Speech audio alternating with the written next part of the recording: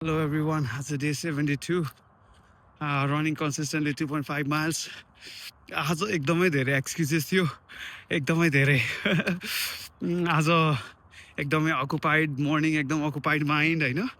बिहान उठ्दाखेरि एकदमै हेभी फिल भइरहेको थियो, अनि तर स्ट्रेच गरियो, अनि त्यसपछि रनिङ गर्न हिँडेँ, अनि त्यसपछि एकदमै गुड फिल भयो रनिङ गर्न सुरु गरेदेखि। अनि त्यहाँबाट चाहिँ मैले अनि के रियलाइज गरेँ भन्दाखेरि यो सब मेरो थिङ्किङ हो, हुन्छ नि। यो यो यो आउटसाइड वर्ल्ड होइन, लाइक हुन्छ नि, यो जस्ट मेरो पर्सपेक्टिभ हो, यो मेरो थिङ्किङ मात्रै हो भनेर अनि मैले आफूलाई क्लियर गरेँ होइन। अनि त्यसपछि के भयो भन्दाखेरि त्यो गरेपछि अनि yes, the problem is not the world, problem is मेरो थिङ्किङ। प्रब्लम चाहिँ मेरो थिङ्किङ हो। मेरो थिङ्किङ कसरी चाहिँ अब मैले यो कुराको लागि हटाउन सक्छु अथवा हुन्छ नि यसलाई बेटर गर्न सक्छु भन्नेतिर ध्यान गयो होइन। अनि त्यो गर्दै गर्दाखेरि अनि यो ब्रिदिङ एक्सर्साइजले फोकस, खास यो फोकस ब्रिङ ब्याक गर्न चाहिँ मलाई ब्रिदिङ एक्सर्साइजले एकदम हेल्प गरिरहेको छ होइन।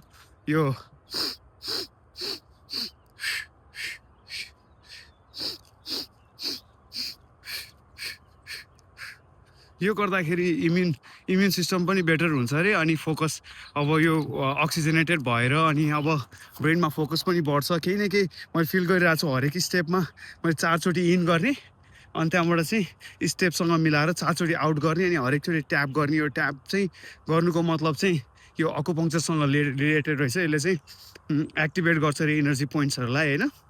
अनि एकदम गुड फिल भयो। अनि अब आफ्नो फोकस कतातिर लाने अब हुन्छ नि।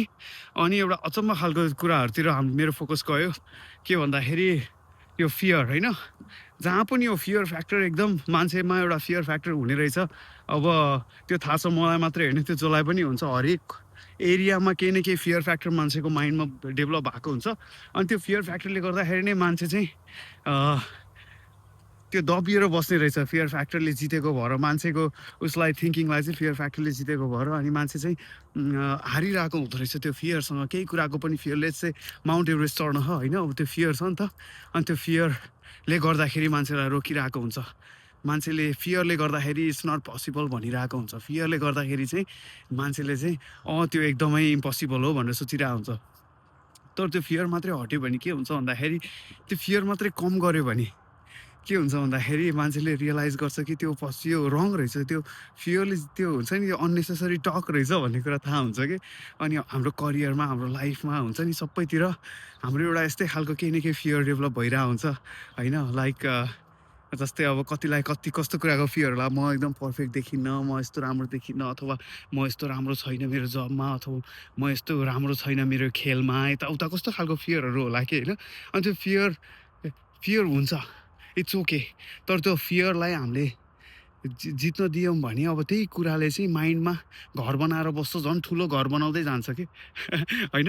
तर हामीले जब अब त्यो फियरलाई चाहिँ हामीले एभ्री डे केही न केही गरेर त्यो फियरलाई चाहिँ होइन, यु आर रङ, यो पोसिबल छ, मैले आज गरिरहेको छु, मैले भोलि पनि गरिरहेको छु, मैले काम गरिरहेको छु, मैले अस्ति नैदेखि गरिरहेको छु, मैले I'm improving, I'm little by little, I'm doing my best भनेर आफ्नो कन्फिडेन्सलाई बढायौँ भने त्यो फियर चाहिँ कम हुँदै जान्छ। अनि एउटा यस्तो पोइन्टमा आउँदो रहेछ कि जुन म अहिले त्यो पोइन्टमा छु कि रनिङमा होइन। कस्तो भन्दाखेरि अब हरेक कुराले मान्छेलाई डिप्रेस, हरेक कुराले मान्छेलाई डाउन, हरेक कुराले मान्छेलाई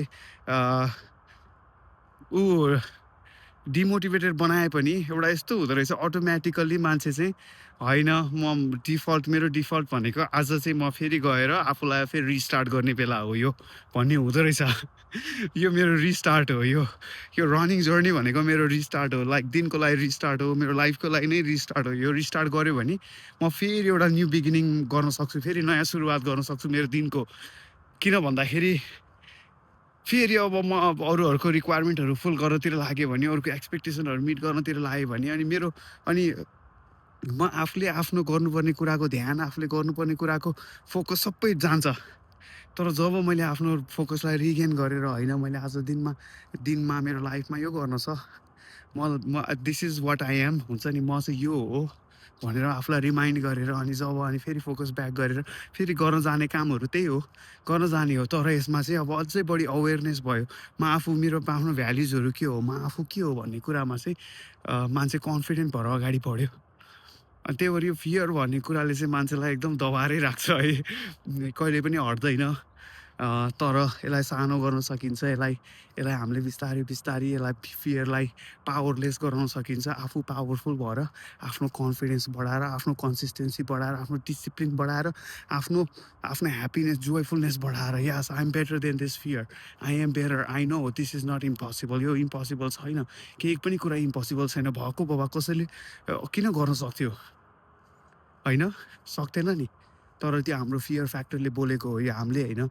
त्यही भएर आई आई ट्रुली हुन्छ नि, आई ट्रुली बिलिभ द्याट हुन्छ नि, हामीले हाम्रो फियरलाई जित्नुपर्छ। जित्ने कसरी? एभ्री डे केही न केही गरेर त्यो फियरलाई क्रस गर्नको लागि। Happy Tuesday everyone. यति ब्युटिफुल मर्निङ छ। एकदम हाइली अक्सिजनेटेड मर्निङ। आज एकदमै राम्रो छ बाहिर पनि। अझै पनि माथि अलिकति हिउँ देखिरहेको छ डाँडामा। एकदम लभली मर्निङ छ। मैले फिजिकल्ली एकदमै पनि एकदमै धेरै बेनिफिटहरू गेन गरे जस्तो फिल भएको छ। अनि मेन्टली त अब यो त अनएक्सप्लेनेबल छ, एकदमै बेनिफिसियल छ। यो आफूलाई दिने टाइम भनेको यो मोस्ट इम्पोर्टेन्ट टाइम हो। हामी सबैले आफूलाई अलिकति टाइम दिउँ। लाइफमा आफू के हो आफूलाई अझै चिन्यो भने अझै राम्रो हुन्छ लाइफमा। आफ्नो वरिपरि सबैलाई राम्रो हुन्छ। Thank you everyone. Happy Tuesday.